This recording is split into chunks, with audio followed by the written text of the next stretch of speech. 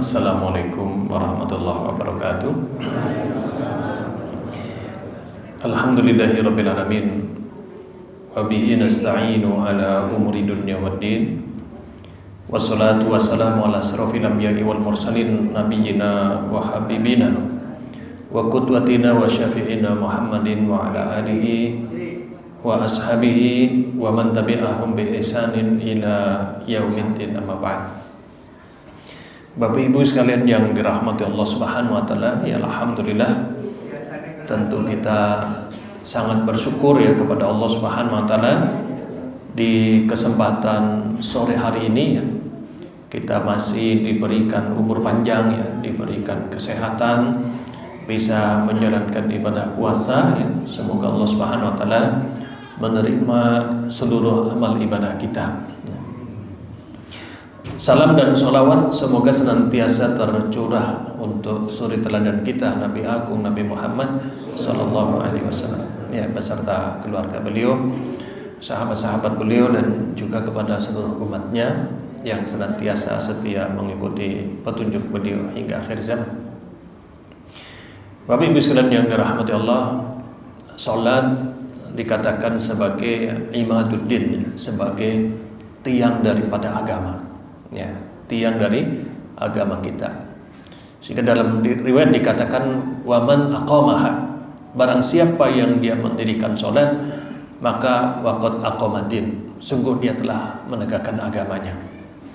Waman hadamaha, dan barang siapa yang menghancurkan salat maka faqad hadamaddin, berarti dia telah menghancurkan agamanya ya. Sehingga salat adalah ibadah yang betul-betul menjadi penentu ya, betul-betul menjadi penentu dan inti dari penghambaan ya, pengabdian kita kepada Allah Subhanahu wa taala ya.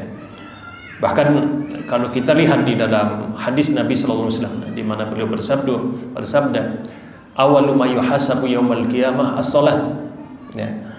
Yang pertama ya akan dihitung oleh Allah Subhanahu wa taala adalah salat ya. Jadi kalau di hari kiamat itu, di saat kita ditimbang amalnya, dihitung amalnya, dihisab oleh Allah, maka yang dilihat dulu adalah sholatnya dulu ya. Jika sholatnya bagus, maka bagus seluruh amalannya. Tetapi kalau sholatnya tidak bagus, maka tidak bagus pula seluruh amalannya tadi. Sehingga dikatakan tadi, sholat itu adalah penentu ya bagaimana ibadah kita. Bahkan itu juga menjadi penentu bagaimana nasib kita di akhirat itu. Nah, biasanya kalau kami sampaikan kepada orang-orang yang pertama kali mereka hijrah, artinya Allah berikan hidayah untuk kembali kepada agamanya, ada dua hal yang perlu dijaga. Pertama adalah bagaimana ketauhidannya kepada Allah. Yani bagaimana dia betul-betul orang-orang yang hanya mengakui Allah lah sebagai satu-satunya Tuhan ya. Dia bisa mewujudkan inna sholati wa nusuki wa mahyaya wa mamati lillahi rabbil alamin. Dia betul-betul bisa menjadikan sholatnya, hidupnya, matinya hanya untuk Allah Subhanahu wa taala ya. Setelah tauhid ini, apa yang kedua adalah sholat ya. Maka dijaga betul sholatnya, dan sholat itu tidak mengenal toleransi Bapak Ibu sekalian ya. Orang mau sesusah apapun, kalau selama dia masih sadar, maka dia tetap sholat ya. Bahkan di dalam Islam, perang saja tetap sholat, perang itu ya. Namanya perang itu kita dihadapkan dengan antara hidup dan mati, itu saja kita tetap disuruh menjaga sholat ya. Begitu juga Nabi SAW dalam hadis dikatakan sholli qa'iman, sholatlah dengan berdiri. Fa illam yastati, ya jika kalian tidak sanggup maka sholatlah dengan jalisan itu dengan duduk ya. Dan jika kalian tidak sanggup lagi sholat dengan duduk, maka sholatlah dengan ala janbin, yaitu dengan berbaring. Jadi berbaring saja kita hanya bisa, misalkan seseorang hanya bisa bolak-balik badannya saja di tempat tidur, tetap sholat ya. Dan seandainya juga tidak bisa menggerakkan badan lagi, dia tetap sholat. Walaupun dengan apa? Walaupun dengan hanya mengisyaratkan matanya. Ya, mengisyaratkan matanya pun dia harus tetap sholat itu. Jadi sholat itu memang betul-betul ibadah yang betul-betul harus kita berikan perhatian itu. Maka tadi barang siapa yang sholatnya bagus, amalan-amalan lainnya jadi bagus. Ya. Tetapi kalau kemudian sholatnya tidak bagus, maka amalan-amalan biasanya tidak bagus. Nah, dalam sholat, Bapak Ibu sekalian yang dirahmati Allah SWT, di Ramadan seperti ini selalu beredar sholat yang 23 rakaat tidak sampai 10 menit. Ya. Bapak Ibu, ya. Jadi gitu ya, ada satu masjid yang sholatnya 23 rakaat dan tidak sampai 10 menit. Nah ini kemarin juga saya sempat ada takziah ke teman ya. Kita sholat isya di situ ya. Sholat isyanya itu ya mungkin sekitar 4 menit. Jadi sekitar 4 menit. Jadi akhirnya memutuskan, udahlah saya ikut sholat isya saja, kan itu tarawihnya pulang aja lah di rumah kan. Jadi sholatnya cepat sekali. Nah, dulu ada sahabat yang sama, Bapak Ibu sekalian, sholatnya cepat. Ya, setelah sholat kemudian beliau kebetulan masbuk, Bapak Ibu sekalian, belum masbuk ya, sholat telat. Rasulullah dengan para sahabat sudah pada duduk itu. Nah, beliau masuk masjid sholat. Setelah sholat beliau mengucapkan salam kepada Rasulullah. Setelah itu Rasul perintahkan apa? Sholli fa innaka lam tusolli. Kamu sholat lagi karena tadi belum dihitung sholat. Nah, jadi orang yang sholatnya cepat itu belum sholat. Akhirnya dia sholat lagi. Setelah sholat lagi datang lagi kepada Rasulullah. Sama, Nabi tetap bersabda, sholli fa innaka lam tusolli. Kamu sholat lagi karena tadi belum sholat. Sampai 3 kali, Bapak. Sampai 3 kali. Akhirnya kemudian apa? Akhirnya sahabat ini berkata, ya Rasulullah, saya sudah 3 kali sholat ya. Sebaiknya bagaimana kan gitu. Nah setelah itulah Rasul kemudian ajari namanya sholat itu begini. Yaitu apa? Istilahnya ada tumak ninah. Tumak ninah itu ada jeda satu gerakan dengan gerakan lain, itu ada jedanya, Pak. Dan kita berdiri Allahu Akbar, kemudian kita ruku Allahu Akbar, itu ada jeda di situ. Kemudian kita sami Allahu liman hamidah, ada jeda di situ. Baru Allahu Akbar ada jeda. Nah, tumak ninah ini Bapak Ibu sekalian, kalau dalam fikih disebut dengan bagian dari rukun sholat. Seperti Al-Fatihah sama Bu ya, jadi takbiratul ihram, Al-Fatihah, tumak ninah, ruku, sujud itu bagian dari rukun. Artinya kalau sholatnya itu nggak baca Al-Fatihah ya batal. Orang sholat nggak pakai ruku ya batal. Orang sholat nggak pakai sujud ya batal. Orang nggak tumak ninah juga sholatnya batal. Maka dihitung belum sholat. Nah, sehingga di situ kemudian para ulama mengatakan orang yang sholatnya tidak tumak ninah maka dia belum sholat. Nah ini yang perlu diperhatikan sekali Bapak Ibu sekalian. Jadi kalau memang kita tidak atau belum mampu sholat-sholatnya panjang, nggak apa-apa pakai surat-surat pendek, tetapi tetap tumanninah. Ya, karena membaca surat yang panjang itu sunnah, tumanninah itu rukun. Ya, rukun itu berbeda Pak Bu dengan wajib. Jadi nanti sholat itu ada namanya rukun, ada namanya wajib, ada namanya sunnah. Kalau rukun itu sah tidak sahnya tergantung rukun. Kalau rukunnya salah maka salah semua sholatnya.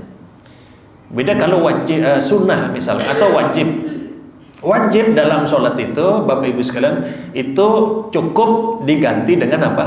Sujud sahwi. Ya, jadi kalau Bapak Ibu misalkan ada kehilangan salah satu wajibnya misalkan ya dalam sholat itu, maka itu bisa ditutup dengan sujud sahwi. Jadi kalau dengan sujud sahwi itu selesai. Ya. Misalkan contoh apa? Misalkan yang terjadi di dalam kita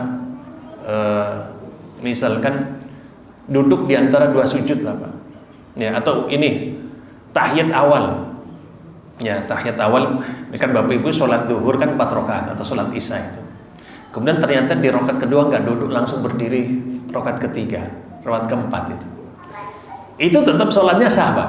Tetap sholatnya sah, cukup diganti dengan sujud sahwi. Jadi misalkan rakaat kedua kok imamnya langsung berdiri, ya Kemudian makmumnya subhanallah, dia tetap aja udah berdiri. Ya. Sampai kemudian rakaat ketiga, rakaat keempat. Kemudian apa? Dia tetap sah. Ya, tapi ya nanti sebelum salam dia sujud sahwi.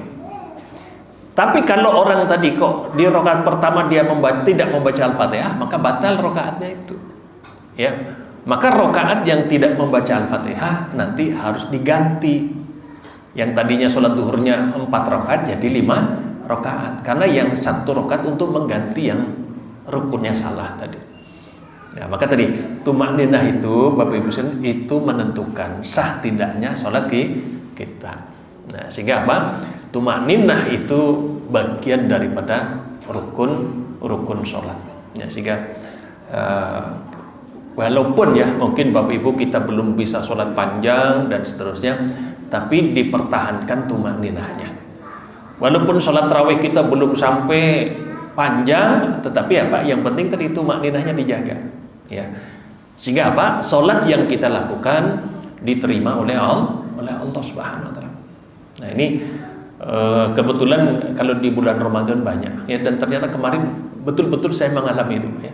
Jadi sholat isya-nya itu nggak ada 4 rakaat itu ya, nggak ada 4 menitan lah itu, cepat sekali memang. Saya bilang ini saya belum Fatihah belum setengahnya sudah Allahu Akbar kan. Jadi ya, lalu bagaimana misalkan kok Bapak Ibu sholat imamnya seperti ini? Ya maka kalau ini seusahakan Bapak Ibu mengulang lagi sholatnya. Jadi sholat yang kemudian tidak ada tumakninah, misalkan Bapak Ibu tahu bepergian ini nanti pulang kampung atau mudik kemana kan, ternyata sholat di masjid musafir kan, ternyata imamnya cepatnya ngebut luar biasa itu. Ya maka apa? Usahakan diulang lagi sholatnya. Ya, seperti Rasul perintahkan tadi, sholatlah karena kamu tadi dihitung belum sholat. Ya, sehingga Bapak Ibu sekalian, sholat itu perkara yang sangat penting. Ya, jadi nggak ada alasan orang itu nggak sholat itu nggak ada. Ya. Bahkan Bapak Ibu sekalian yang dirahmati, jangan sampai ada orang Islam yang nggak sholat. Ya. Tapi kita wonten tiang Islam boten sholat. Ada. Jadi disebutkan dalam hadis farqu bainana wa bainal kufri wasyirki tarku sholat. Perbedaan kami dengan orang kafir dan orang musyrik adalah meninggalkan sholat. Ya, jadi orang muslim kalau udah nggak sholat ya sudah nggak muslim lagi kan gitu. Nah, sehingga jangan sampai ada orang Islam malah nggak sholat di situ.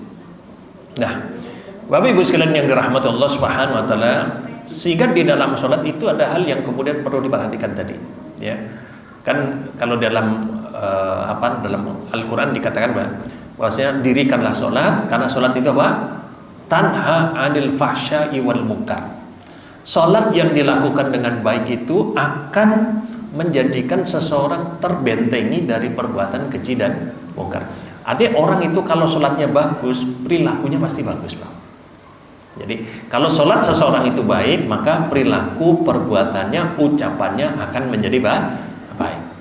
Nah, sehingga bagaimana kira-kira sholat yang kemudian akan memberikan dampak seperti itu, artinya memberikan fadilah keutamaan seperti itu, maka ada hal-hal yang perlu kemudian diperhatikan itu. Di antaranya apa? Di antaranya adalah sholat orang kan bertingkat-tingkat Bapak Ibu sekalian. Yang pertama adalah orang-orang yang kemudian dia sholat, ya. Tetapi apa? Ada orang-orang yang sholat tetapi tidak hadir hatinya dalam sholat. Ya, jadi kalau kita sholat biasanya kan gitu ya. Tadi kita buru-buru ke masjid, ternyata cari-cari kunci motor nggak ketemu. Akhirnya jalan ke masjid kan gitu. Dan nanti coba pas sholat insya Allah kelingan Pak. Kan gitu ya. Jadi malah teringat. Tadi yang kita cari-cari sebelum sholat, pas sholat insya Allah ketemu gitu. Nah ini di level ini adalah orang-orang yang sholat tapi hatinya tidak hadir, tapi badannya sholat tapi pikirannya masih di rumah tadi. Masih nyari-nyari, iya masih ingat-ingat di mana tadi kan gitu. Nah, maka orang-orang seperti ini dikatakan apa? Sungguh celaka orang-orang yang sholat tapi hatinya lalai. Ya, wailul lil musallin alladzina hum an sholatihim sahun. orang yang sholat tapi hatinya nggak hadir, hatinya nggak tahu kemana tadi. Nate Bapak Ibu sekalian, ya, pernah sholat begini Pak? Sering. Jadi sholat tapi ya nggak tahu pikirannya kemana kan gitu. Nah maka di dalam Islam, kenapa Bapak Ibu sekalian usahakan kita itu jangan masbuk. Jadi kalau bisa sebelum ya minimal adzan kita segera berhenti aktivitas, ya. Kemudian berangkat ke masjid kalau bisa memang sebelum qomat. Biar apa? Biar kita itu bisa mengkondisikan tadi, kita bisa menata hati kita agar betul-betul kita beralih dari kesibukan sebelumnya kepada sholat. Tapi orang yang kemerungsung berangkat ke masjid, sudah sholatnya masbuk, biasanya pikirannya masih terbawa di kegiatan tadi. Ya, tadi pas mungkin lagi kerja lagi ini, tahu-tahu qomat, buru-buru langsung wudu, langsung ke masjid, badannya sholat tapi pikirannya masih di pekerjaan tadi. Nah, sehingga ini perlu untuk dihindari. Nah, yang kedua adalah tadi sholat orang-orang yang tadi dia bisa sholat tetapi hatinya hadir dalam sholat itu. Ya, sehingga dia melaksanakan sholat itu dengan sepenuh hatinya. Ya, dia melakukan sholat dengan sepenuh hatinya. Jadi badannya sholat, ya, hatinya juga ikut sholat, ikut khusyuk di dalam menjalankan ibadah sholat tersebut. Nah, maka orang-orang seperti ini adalah orang-orang yang terbaik. Ya, orang-orang yang terbaik itu. Nah, sholat yang bagus itu, Bapak Ibu sekalian yang dirahmati Allah, tadi akan menjaga pelakunya ataupun orang yang melakukan sholat dari perilaku-perilaku yang tidak baik. Termasuk apa? Sholat itu menjadi solusi terhadap permasalahan hidup. Ya, maka dalam ayatnya kalau disebutkan wasta'inu bisabri wassalat. Ya, jadi banyak-banyaklah minta tolong kepada Allah dengan cara apa? Dengan sabar dan sholat. Ya, maka korelasinya tadi dengan judul tadi, kenapa sholat itu menjadi salah satu ikhtiar kita, usaha kita agar kita senantiasa mendapatkan pertolongan dari Allah Subhanahu wa taala. Jadi semalam Bapak Ibu sekalian, semalam itu saya ketemu, ya bisa dikatakan santri saya kan gitu ya. Jadi saya senang sekali Pak. Jadi beliau itu sudah menikah 12 tahun. Ya, menikah 12 tahun, selama 12 tahun nggak pernah berhenti cekcok Pak.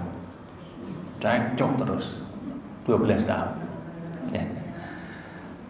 Jadi karena dia tinggalnya jauh dari Jogja, dia tinggalnya di perbatasan Jawa Barat. Ya.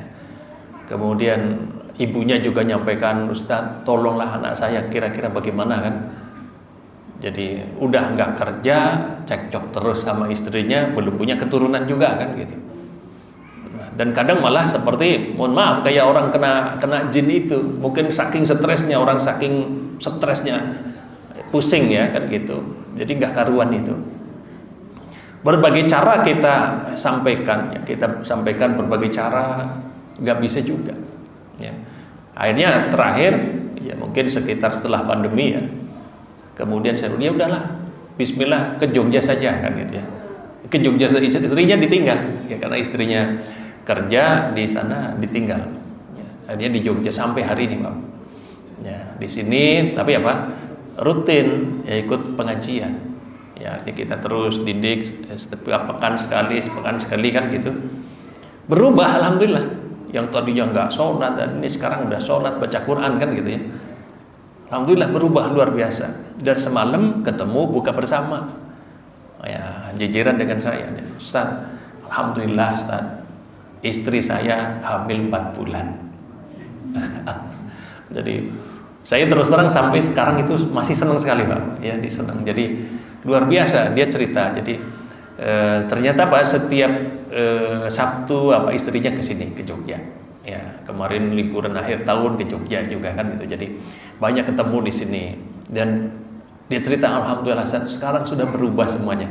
Ya saya berubah, istri saya juga berubah dan dalam kondisi baik seperti ini Allah berikan rezeki yang luar biasa yang kami tunggu-tunggu, istrinya hamil. Kan gitu. Jadi saya cuma berpikir Bapak Ibu sekalian, kenapa tadi? Jadi orang itu kalau ingin berubah, ingin kehidupannya lebih baik, ya tadi pertama tauhidnya dijaga, yang kedua sholatnya dijaga.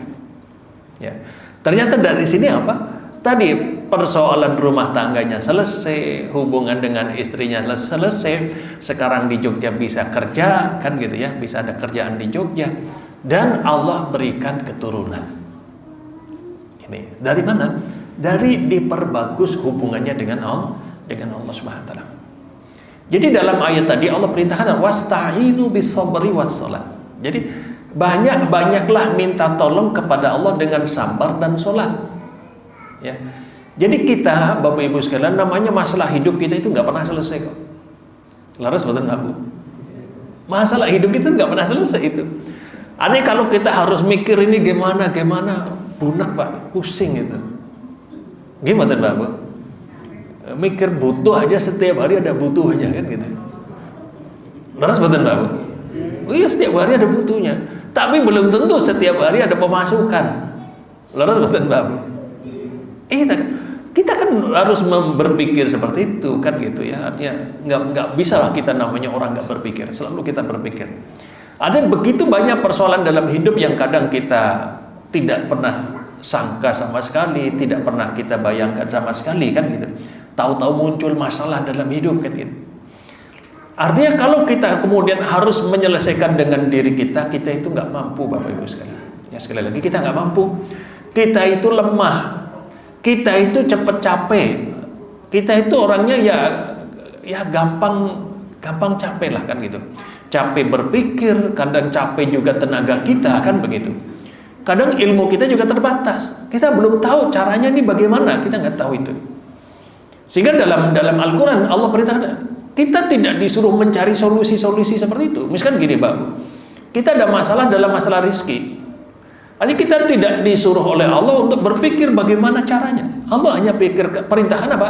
Tadi sabar dan sholat. Misalkan juga seorang muslim dia uji dengan sakit, nggak tahu kapan sembuhnya. Maka apa? Kita juga nggak disuruh bagaimana cara mikirnya sembuh, tapi apa? Allah cuma perintahkan sabar dan sholat. Seluruh masalah hidup kita, Bapak Ibu sekalian, Allah cuma perintahkan banyaklah minta tolong kepada Allah dengan sabar dan sholat. Ya. Jadi kenapa harus sabar Bapak Ibu sekalian? Kenapa harus sabar? Segala peristiwa yang terjadi di muka bumi ini Bapak Ibu sekalian, itu sudah ada umurnya. Ya, Allah sudah katakan likulli syai'in ajal. Segala sesuatu punya umur. Oke. Bapak Ibu susah itu ada umurnya. Bapak Ibu senang juga ada umurnya. Seorang itu sakit ada umurnya, ya. Sampai disebutkan oleh para ustadz, para ulama, sampai ibu-ibu yang punya piring di rumah itu pecahnya kapan, itu sudah ada umurnya, Pak. Ya. Sampai begitu, benda-benda mati tadi, mic ini Bapak Ibu, mic ini takmirnya beli, umurnya berapa nanti sudah ada umurnya. Kalau umurnya selesai, mic-nya akan mati. Kenapa? Allah sudah katakan likulli syai'in ajal. Segala sesuatu ada umurnya. Nah, persoalan yang kita hadapi dalam kehidupan dunia ini, Bapak Ibu, itu juga ada umurnya. Ya. Pernah nggak kira-kira Bapak Ibu menghadapi masalah sampai pusing, mungkin sampai kurus badannya? Nanti dereng Bapak. Ngadepin masalah berat, nanti dereng. Ya. Pasti pernah. Nyuwun sewu, apalagi misalkan orang yang mungkin secara ini dia sukses lah, dia secara ekonomi bagus, ini bagus. Orang-orang seperti ini pasti pernah mengalami masalah-masalah berat. Oke. Pernah masalah berat lah. Tetapi apa? Kembali kepada Bapak Ibu. Bapak Ibu pernah mengalami masalah itu berat. Tetapi apa? Buktinya sekarang sudah enggak lagi kan gitu. Artinya masalah itu akan selesai dengan waktunya tadi. Sehingga apa? Allah hanya perintahkan tadi. Pertama dengan kesabaran. Karena kalau dia masih punya umur, dia belum bisa selesai. Ya, misalkan Bapak Ibu nih mengalami susah ini. Kalau masa susah itu umurnya 1 bulan, ya harus ditunggu sebulan itu harus selesai. Maka kalau sebelum sebulan mau diapakan saja dia nggak akan bisa. Kenapa? Dia sudah ditakdirkan umurnya berapa tadi. Ada seorang sakit, Ya sakit apa kan itu? Masa sakit itu ada umurnya. Contoh begini Pak Bu, sakit kanker bahaya tidak Pak Bu? Bahaya. Dan kebanyakan orang kena sakit kanker itu taunya sudah parah. Gimana betul Pak Bu? Kadang sudah stadium 3, stadium 4 itu sudah parah itu. Dan kebanyakan memang penyakit kanker itu kan penyakit yang mematikan sekali. Untuk sekarang artinya dokter itu masih belum sanggup. Artinya kalau penyakit kanker belum sanggup lah, belum menemukan obatnya. Dan itu termasuk penyakit yang mematikan. Artinya, tapi rasa sakit itu ada umurnya Bapak Ibu sekalian. Ya, ada umurnya. Kalau dia kemudian harus berumur 2 tahun, 3 tahun. Tapi sebenarnya dari awalnya penyakit kanker itu orang itu nggak ngerasakan sakit, Pak. Ya, orang nggak ngerasakan sakit. Mungkin dia sebenarnya kanker itu tumbuh selama 4 tahun, tapi yang dirasakan paling 2 tahun, kadang setahun, bahkan malah sebentar saja. Artinya masa-masa sejak awal tumbuh dia nggak merasakan sakit. Orang nggak ngerasa kok, dia biasa saja kan gitu. Tahu-tahu pas dicek dia merasa sakit, dicek ternyata sudah stadium 3, stadium 4 itu. Nah, artinya di situ rasa sakit yang diderita itu ada umurnya tadi. Ya, kalau memang dia harus berumur 2 tahun maka 2 tahun dia akan merasakan sakit. Kalau dia umurnya cuma sepekan, bisa saja dia sakit, diperiksa ternyata sudah kanker stadium 4. Dan ternyata ketahuan masuk rumah sakit, masuk ICU, meninggal. Nah, sakit menuju stadium 4 itu kan prosesnya panjang itu Pak Bu. Apalagi kalau kanker itu bertahun-tahun. Tapi hakikatnya dia tidak merasakan sakit. Kecuali apa? Hanya di masa akhir-akhir saja itu.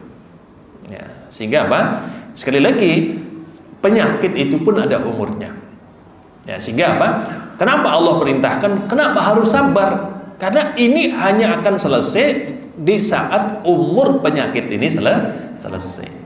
Begitu juga kita menghadapi masalah Pak Bu. Kita harus menunggu masalah ini harus ditunggu umurnya selesai. Kalau belum selesai, kita disuruh sabar, tahan saja, karena memang dia belum waktunya untuk pergi dari diri kita itu. Nah, yang pertama sabar tadi, yang kedua adalah bagaimana kita menjaga tetap sholat. Ya, jadi ada orang yang, ya saya begitu juga Pak ya, saya kenal orang yang punya naik sholat kini pas urime pena Pak. Ya, jadi punya kalau dia punya uang, rezeki lancar, sholat. Tapi nek susah, belas nggak ke masjid nggak sholat Pak. jadi seperti ini. Jadi kadang kebalik. Iya betul, ada yang kebalik juga Pak Bu ya. Jadi kalau pas lagi seneng lupa, ya nggak sholat, pas susah belum adzan saja sudah di masjid Pak. Belum adzan sudah di masjid. Ya, nanti keluar dari masjid orang-orang udah nggak ada, dia baru keluar dari masjid. Saking khusyuknya. Kenapa? Oh, lagi ono masalah. Lagi ada masalah itu. Ya. Orang itu aneh-aneh betul tadi. Jadi yang pertama saya lihat orang kalau pas seneng saja dia ke masjid, punya kalau susah nggak mau pokoknya. Tapi ada sebaliknya, orang kalau pas seneng dia keblinger, dia lupa sholat. Pas di saat susah baru dia datang sholat. Nah, maka Allah perintahkan tadi, namanya kesusahan itu, kita menghadapi masalah apapun, Allah tetap perintahkan jagalah sholat itu. Oke, jagalah sholat itu. Dan sholat itu Bapak Ibu sekalian itu adalah komunikasi munajat kita dengan Allah Subhanahu wa taala. Ya, bagaimana bahkan para ulama menyebutkan bagaimana seseorang itu di akhirat adalah bisa dilihat bagaimana seseorang itu sholat. Dia betah nggak di masjid, dia betah nggak dalam sholat, kan gitu ya. Bagaimana kehusuan dia dalam sholat itu juga menentukan bagaimana kelak kondisi seorang tersebut di akhirat dia akan bertemu dengan Allah Subhanahu wa taala. Nah, sehingga itu kemudian sholat itu menjadi hal yang kemudian sangat menentukan tadi. Nah, kemudian Bapak Ibu sekalian yang dirahmati Allah, jadi orang-orang yang senantiasa akan menjaga sholat, dia adalah orang-orang yang akan senantiasa mendapatkan pertolongan dari Allah Subhanahu wa taala. Kemudahan. Ya. Jadi kadang tadi sekali lagi, kadang kita pusing, nggak tahu bagaimana menyelesaikan masalah, tapi dengan seseorang itu menjaga sholat, Allah sendiri yang akan menyelesaikan masalah itu. Ya, jadi kadang kalau kita suruh milih tadi, milih kita merumuskan keluar dari masalah atau kita milih menjaga sholat, maka seorang muslim lebih baik memilih menjaga sholatnya. Karena dengan menjaga sholatnya, Allah lah yang akan menyelesaikan urusannya. Tapi kalau seseorang itu kemudian dia malah justru menjauh dari sholat, malah dia sibuk dengan urusannya, dia tidak akan pernah tenang dalam hidupnya itu. Nah, sehingga sholat itu tentu menjadi hal yang kemudian sangat penting. Kemudian Bapak Ibu sekalian yang dirahmati Allah Subhanahu wa taala, sholat disebutkan juga di dalam ayat dikatakan bahwasanya afdholul a'mali as-sholatu ala waqtiha. Ya, jadi sebaik-baik amal seseorang itu adalah sholat di awal waktunya. Ya, maka secara khusus Bapak Ibu, ya kalau kita lihat usia-usia kita sudah usia-usia di atas 50, 40 kan gitu ya, maka sholat harus diberikan perhatian betul. Jadi usahakan sholat di awal waktu. Ya, kenapa? Karena sholat di awal waktu dia memiliki pahala yang paling besar. Ya, jadi kalau bisa azan segera ke masjid. Ya, khusus yang bapak-bapak. Tapi kalau ibu-ibu masih bisa sholat di rumah. Ya, jadi kalau bapak-bapak usahakan untuk jamaah di masjid, toh masjidnya dekat, ya, masjidnya juga nyaman, maka kita manfaatkan itu. Tapi kalau ibu-ibu itu bisa tetap sholat di rumah. Kecuali apa? Kecuali kalau di masjid dia mendapatkan tambahan-tambahan. Ya. Tambahan contohnya apa? Bapak ibu, yang ibu-ibu sholat di masjid tapi dapat pengajian, misalkan tadi ya. Maka Nabi bersabda, la tamna'u ima'akum. Walaupun Nabi bersabda sholatnya wanita paling bagus di rumahnya, kan gitu ya, sholatnya wanita paling bagus di rumahnya. Tapi di hadis lain Nabi bilang, jangan kalian larang wanita-wanita yang ingin sholat di masjid. Ya, jadi kalau ibu-ibu kepingin sholat di masjid, maka suami jangan melarang itu. Ya. Apalagi kalau di masjid ibu-ibu mendapatkan manfaat. Contoh tadi pencerahan, pengajian dan seterusnya, maka sebaiknya di masjid. Ya, kenapa? Karena tadi ada keutamaan yang kita bisa dapatkan itu. Ya. Jadi jangan sampai kita kehilangan peluang mendapatkan amalan yang paling baik, yaitu melaksanakan sholat di awal waktunya. Kemudian juga terkait sholat ini Bapak Ibu sekalian, Nabi bersabda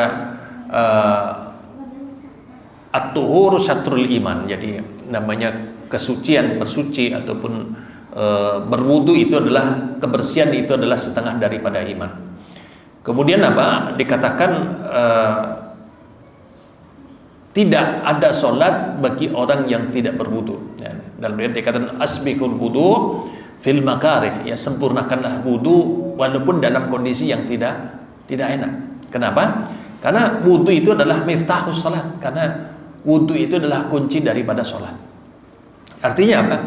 Keabsahan sholat kita juga ditentukan bagaimana wudu kita.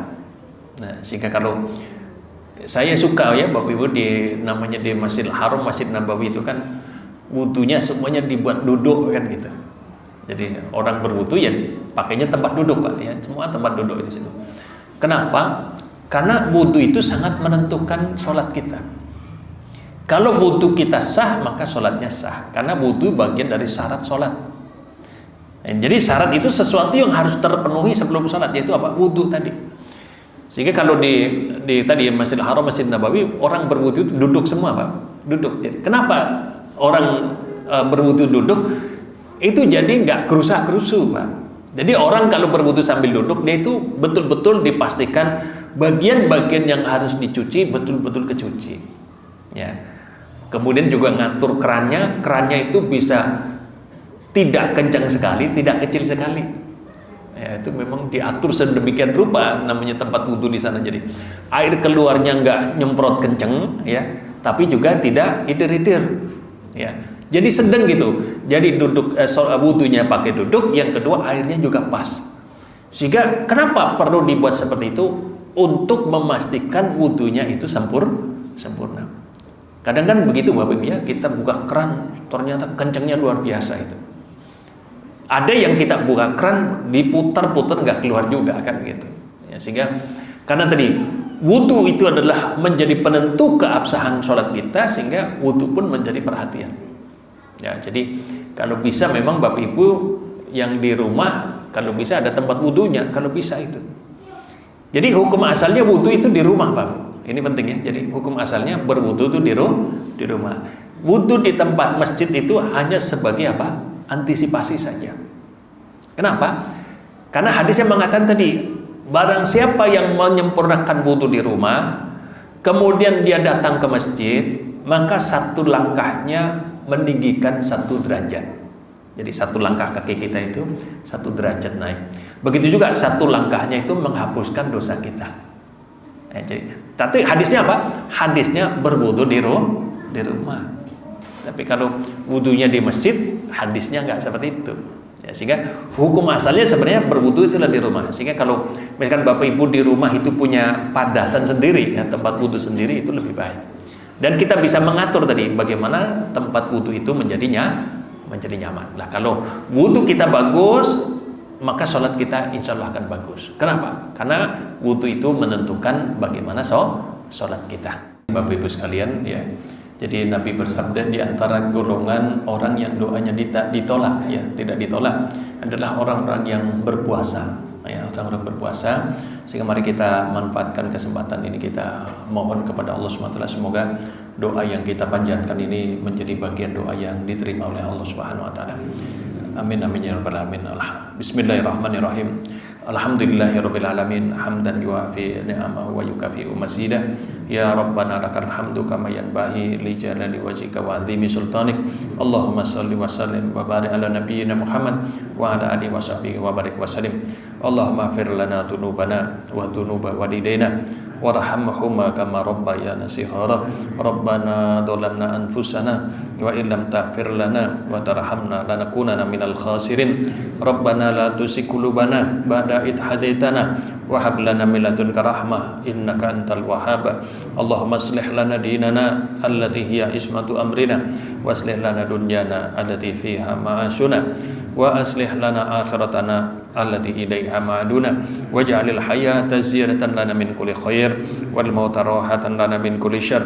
Rabbana hab lana min azwajina wa dhurriyyatina qurrata a'yun waj'alil muttaqina imama. Rabbana arinal haqqa haqqan warzuqna ittiba'ah warinal batila batilan warzuqna ijtinabah. Rabbana atina fid dunya hasanah wa fil akhirati hasanah wa qina adzabannar walhamdulillahi rabbil alamin.